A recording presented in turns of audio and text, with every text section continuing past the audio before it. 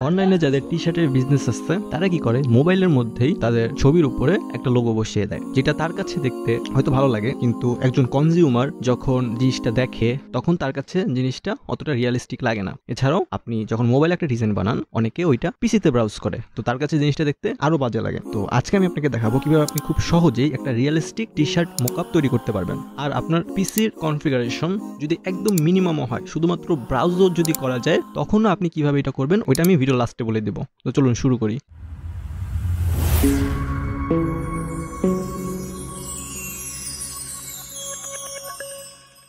প্রথমেই কনসেপ্টটা বোঝানোর জন্য আমি ফটোশপ ব্যবহার করব। আপনি যদি কনসেপ্টটা বুঝতে পারেন তাহলে লাস্টে আমি যে ট্রিকটা বলে দিব ওইটা দিয়ে আপনি আপনার যে কোনো পিসি দিয়েও সেম ডিজাইনটা করতে পারবেন। প্রথমে আমি টি শার্টের ছবিটা এখানে ইম্পোর্ট করেছি। এখন আমি আমার স্টিকারের ছবিটা ড্র্যাগ করে এনে টি শার্টের উপর বসিয়ে দেবো। এরপরে আমি এটা রিসাইজ করে একদম মাঝ বরাবর রাখবো। এরপর আমি ডান দিকের লেয়ার প্যানেলে থাকা স্টিকার লেয়ারের উপর মাউস নিয়ে রাইট ক্লিক করব। এরপরে আমি কনভার্ট টু স্মার্ট অবজেক্ট লেখার উপরে ক্লিক করব। এইটা অবশ্যই করবেন যাতে আপনি এইখানে অন্য স্টিকারও ব্যবহার করতে পারেন পরবর্তীতে। এরপর আমি স্টিকার লেয়ারটা সিলেক্ট থাকা অবস্থায় কন্ট্রোল জে ক্লিক করব, তাহলে আমার স্টিকারের একটা ডুপ্লিকেট লেয়ার ক্রিয়েট করা হবে। এরপর আমি নিচের লেয়ারটাকে শ্যাডো নাম দিব এবং উপরের লেয়ারটাকে হাইলাইট নাম দিব। আমি হাইলাইট লেয়ারটাকে হাইড করে রাখবো এবং শ্যাডো লেয়ারটা সিলেক্ট করব। এরপরে আমি এটার ব্লেন্ডিং মোড চেঞ্জ করে মাল্টিপ্লাই রাখবো। এখন আমি লেয়ার মেনু থেকে লেয়ার স্টাইলে যাব এবং ব্লেন্ডিং অপশন এটা সিলেক্ট করব, তাহলে আপনি এই অপশনটা দেখতে পারবেন। এই টুল দিয়েই মূলত আপনি একটা রিয়েলিস্টিক মোকআপ তৈরি করতে পারবেন।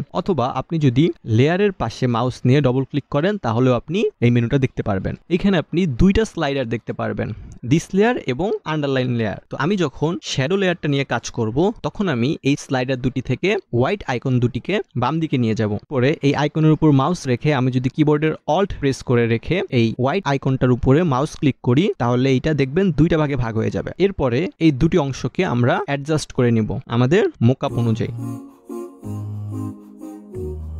আপনি দেখতে পাচ্ছেন যে আমাদের স্টিকারের হাইলাইটের অংশগুলো কিন্তু একদম মুছে গেছে। এখন আমি হাইলাইট নিয়ে কাজ করব, এজন্য আমি হাইলাইট লেয়ারটাকে আনহাইড করব। এরপর আমি হাইলাইট লেয়ারের ব্লেন্ডিং মোড স্ক্রিন রাখবো। যেহেতু আমাদের টি শার্টের কালার ব্ল্যাক, তো এক্ষেত্রে হাইলাইটের ব্লেন্ডিং মোড চেঞ্জ না করলেও কোনো সমস্যা নেই, কিন্তু আপনি যখন অন্য কোনো কালারের টি শার্ট নিয়ে কাজ করবেন তখন অবশ্যই এটা আপনাকে করতে হবে। এখন আমি আবার লেয়ারের পাশে ডবল ক্লিক করে ব্লেন্ডিফ অপশনটা আনবো। এখন যখন আমরা হাইলাইট নিয়ে কাজ করছি তখন আমরা এই স্লাইডার দুটির ব্ল্যাক অংশটুকু ডান দিকে স্লাইড করব। পরে আমি আবার কিবোর্ডের অল্ট ক্লিক করে ধরে রেখে ব্ল্যাক আইকনের উপর মাউস নিয়ে ক্লিক করব, তাহলে এটি দুই ভাগে ভাগ হয়ে যাবে। এরপরে আমি এটাকে প্রয়োজন মতো অ্যাডজাস্ট করে নিব।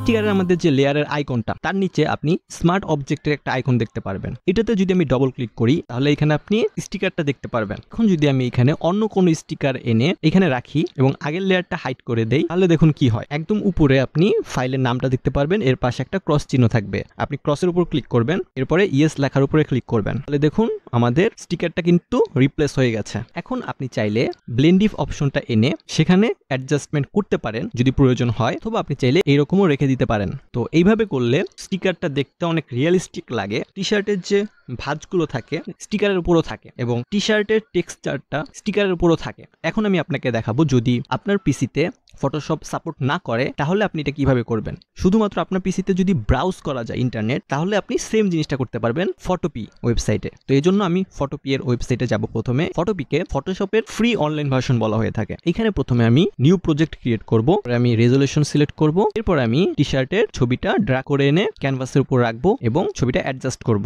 এরপর আমি স্টিকারের ছবিটা ড্র্যাগ করে এনে ক্যানভাসের উপর রাখবো। এটাকে আমি আবার একটু রিসাইজ করব। পরে সেম আগের মতো হাইলাইট এবং শ্যাডোর জন্য আগের মতো স্টিকারের একটা কপি ক্রিয়েট করব এবং সেম আগের মতো একটা হাইলাইটের জন্য এবং একটা শ্যাডোর জন্য লেয়ার ক্রিয়েট করব। এরপর আমি ব্লেন্ডিং মোড চেঞ্জ করব, শ্যাডোর জন্য মাল্টিপ্লাই ব্লেন্ডিং মোড এবং হাইলাইটের জন্য স্ক্রিন ব্লেন্ডিং মোড। আমি লেয়ারের পাশে ডবল ক্লিক করি তাহলে দেখুন ঠিক ফটোশপের মতো আপনি ব্লেন্ডিফ অপশনটা এখানেও পেয়ে যাবেন। আমরা ফটোশপে ঠিক যেইভাবে মোকআপটা তৈরি করেছিলাম এইখানেও আপনি একইভাবে সেম মোকআপটা তৈরি করতে পারবেন। এটা আমি ফাস্ট ফরওয়ার্ড করে দিচ্ছি যেহেতু অলরেডি আমরা ফটোশপে একবার দেখেছি যে এটা কিভাবে করে।